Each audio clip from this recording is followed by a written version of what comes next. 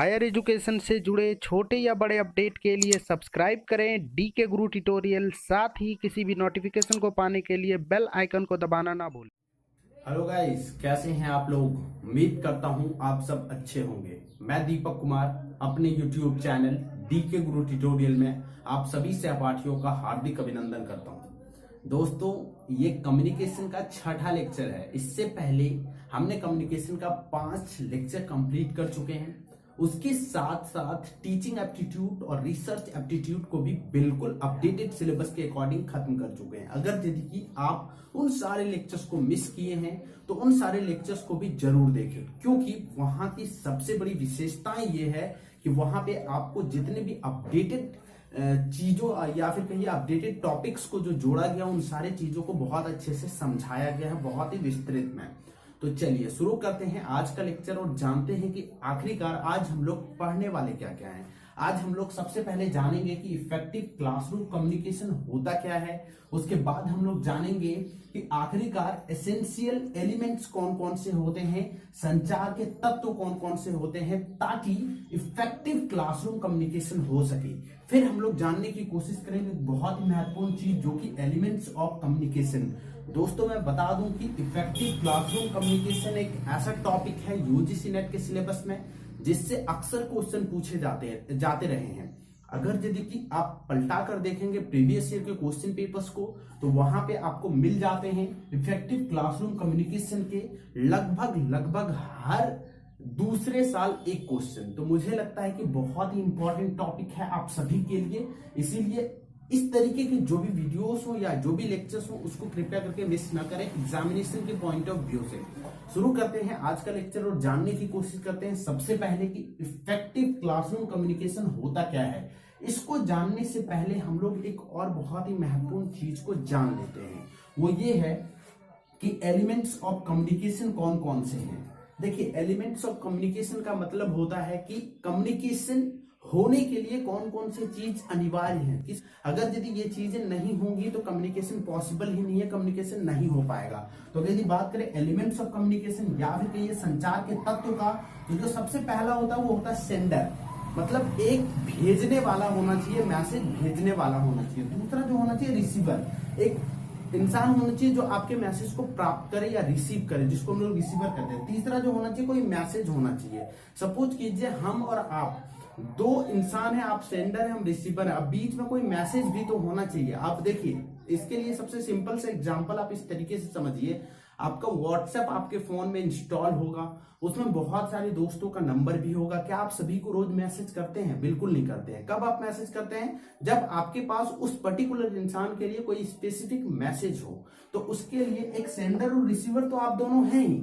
आपके पास नंबर भी एक दूसरे का, आप मैसेज भी कर सकते हैं, लेकिन नहीं कर रहे हैं। क्यों नहीं कर रहे हैं? क्योंकि आपके पास कोई मैसेज नहीं था। तो पहला सेंडर होना चाहिए, दूसरा रिसीवर, तीसरा मैसेज, चौथा एक मीडियम होना चाहिए। मीडियम से मतलब ये है कि सपोज कीजिए एक आप हैं एक हम हैं, आपको मुझे कुछ मैसेज देना है, आपके पास कुछ मैसेज है, तो कोई एक माध्यम होगा ना जिससे आप मैसेज मेरे तक पहुंचाएंगे। तो जैसे कि फॉर एग्जांपल आप व्हाट्सएप के थ्रू हम तक मैसेज पहुंचाने का काम करते हैं, तो इसका मतलब ये हुआ कि मीडियम क्या हो गया? व्हाट्सएप हो गया। ठीक है, तो एक मीडियम होना चाहिए। उसके बाद रिएक्शन होना चाहिए, जैसे कि आप मुझे मैसेज दे दिए, उसके बाद मैं रिएक्ट करूंगा। आप सपोज कीजिए आप किसी दोस्त को गुड मॉर्निंग बोलते हैं व्हाट्सएप पे, और उसके बाद दोस्त अगर यदि आपको रिप्लाई में गुड मॉर्निंग ना बोले तो आपके जहन में बहुत सारे सवाल चलते हैं कि उसके पास मैसेज पहुंचा कि नहीं पहुंचा।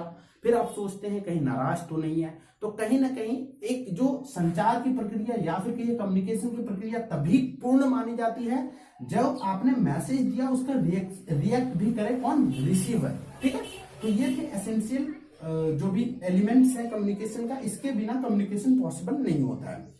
आगे हम लोग बात करते हैं, क्योंकि चूंकि इसी से डायरेक्टली लिंक्ड है ये चीज, इसीलिए मैंने पहले आपको ये बताया। ठीक है, आगे हम लोग बात करते हैं इफेक्टिव क्लासरूम कम्युनिकेशन के बारे में। देखिए, कोई भी क्लासरूम में इफेक्टिव कम्युनिकेशन कब होगा? वो तब होगा जब टू वे कम्युनिकेशन हो। टू वे कम्युनिकेशन का मतलब ये है सेंडर और रिसीवर। यहाँ पे सेंडर कौन होंगे? तो सेंडर होंगे टीचर, ठीक है, और रिसीवर कौन होंगे? तो होंगे स्टूडेंट। यहां पे क्या होगा? टू वे कम्युनिकेशन होना चाहिए। मतलब क्लासरूम में जब कुछ टीचर बोले तो उसको रिस्पॉन्ड करना होगा किसको? स्टूडेंट को। तभी माना जाएगा वो क्या? एक इफेक्टिव क्लासरूम कम्युनिकेशन कक्षा में जो हो रहा है वो प्रभावी संचार हो रहा है, इफेक्टिव संचार हो रहा है। इफेक्टिव कब माना जाता है? देखिए, आप मुझे कुछ बात बताए, अगर यदि मैं उस बात को समझ लिया, उस बात को अगर यदि मैं अच्छे से मुझे समझ में आ गया, तभी वो इफेक्टिव माना जाएगा। सपोज कीजिए आपको चीजों को, मैं अभी आपको जैसे समझा रहा हूँ इफेक्टिव क्लासरूम कम्युनिकेशन, आपको ये चीज समझ में नहीं आई, तो ये जो पढ़ाई है या फिर ये जो कम्युनिकेशन हो रहा है, ये किस तरीके का कम्युनिकेशन हो गया? ये निष्क्रिय हो गया। मतलब कि यहाँ पे कोई इफेक्टिव आपको दिख नहीं रहा है, इफेक्टिव कम्युनिकेशन ये नहीं कहा जाएगा। तो इसीलिए कहा जाता है कि यहाँ पे दो पक्ष होते हैं। सबसे पहले एक तो सेंडर होते हैं, सेंडर कौन होते हैं? टीचर होते हैं। एक होता है रिसीवर, रिसीवर कौन होते हैं? तो स्टूडेंट होते हैं। ठीक है, स्टूडेंट और शिक्षक के बीच जो कम्युनिकेशन होना चाहिए टू वे होना चाहिए। टू वे का मतलब देखिए, सेंडर इधर से कुछ भी मैसेज सेंड करेगा या फिर कोई भी आइडियाज या फिर कोई भी चीज बताएगा, उसको रिस्पॉन्ड करके उसके बारे में क्या करेगा? स्टूडेंट प्रश्न पूछेगा, उसके बारे में और सारे जो भी प्रॉब्लम्स होंगे वो पूछेंगे, मतलब इसको भी रिस्पॉन्ड करना होगा। तो ये जब टू वे हो जाए ना, तो समझ जाइएगा कि कक्षा में जो कम्युनिकेशन हो रहा है वो इफेक्टिव हो रहा है। ठीक है, इसके लिए 4 एसेंशियल तत्व होते हैं जो अक्सर देखा गया एग्जामिनेशन में पूछे जाते हैं। वो होता है पहला पूछना, कहना, सुनना, समझना। नहीं आया समझ में? कोई बात नहीं, मैं समझाता हूं।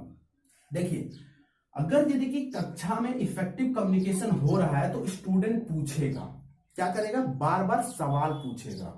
ठीक है, कहेगा, उसके बारे में कुछ बातें बताएगा। जैसे फॉर एग्जाम्पल, कई बार आप ये देखे होंगे, टीचर आपको एक स्टेप बताते हैं, स्टूडेंट अपने आप सेकेंड स्टेप कभी कभी बता देते हैं, मतलब सर इसके आगे ये होगा।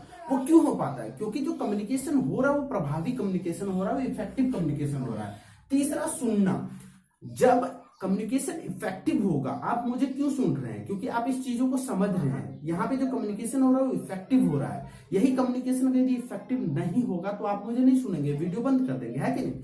तो सुनना होना चाहिए, फिर वो समझना होना चाहिए। ये 4 चीज आपको बिल्कुल अच्छे से याद हो जाना चाहिए, क्योंकि एग्जामिनेशन में अक्सर ये चारों चीज को दे दिया जाता है और कहा जाता है इफेक्टिव क्लासरूम कम्युनिकेशन में कौन कौन से तत्व होते हैं। तो आपको याद रखना, पूछना, कहना, सुनना और समझना। एक और कोई वर्ड दे देंगे जिसको आपको चूज नहीं करना है। आगे हम लोग बात करते हैं और अच्छे से समझने के लिए कक्षा में प्रभावी संचार के तत्व कौन कौन से एसेंशियल एलिमेंट्स होते हैं एक क्लासरूम में इफेक्टिव कम्युनिकेशन के लिए। जो पहला है वो है शिक्षक को अपने विषय में पूर्ण ज्ञान हो। सबसे पहली बात तो ये है कि एक इफेक्टिव कम्युनिकेशन के लिए सबसे आवश्यक ये है कि टीचर जिस सब्जेक्ट को पढ़ा रहे हैं, जिस चीज को पढ़ा रहे हैं, उसके बारे में उससे ज्ञान हो, पूर्ण ज्ञान हो, तभी जाकर के वो उस चीजों को समझा पाएगा। दूसरा है शिक्षक कक्षा में विद्यार्थी की बौद्धिक क्षमता के अनुसार वार्तालाप करें। अब देखिए क्या होता है, सपोज कीजिए एक कक्षा है 2 या 3 का, वहां पे जाते हैं और आप बहुत ही टफ वर्ड को यूज करते हैं। जैसे कि सपोज कीजिए यहाँ पे मैंने एक वर्ड लिया है, जान के ये वर्ड हमने लिया वार्तालाप। बहुत सारे स्टूडेंट को पता होगा वार्तालाप क्या होता है, बहुत सारे को नहीं पता होगा। ये होता बातचीत करना। ठीक है, अब देखिए यहाँ पे बातचीत करना भी मैं लिख सकता था, लेकिन मैंने लिखा क्या? वार्तालाप। अब देखिए, चूंकि ये एक हायर एजुकेशन का क्लास है, यहाँ पे आप सभी पीजी पास स्टूडेंट हैं, तो आप इस चीजों को समझ सकते हैं। सपोज कीजिए यही वर्ड जाकर के मैं लिख दूं सेकेंड क्लास के बच्चों को पढ़ाते समय कि वार्तालाप मत करो, मैं बच्चों को ये कहूं कि बच्चों वार्तालाप मत करो, मतलब बातें मत करो, तो क्या होगा? वहां पे वो उस चीजों को समझ ही नहीं पाएगा। तो कक्षा में शिक्षक को क्या चाहिए?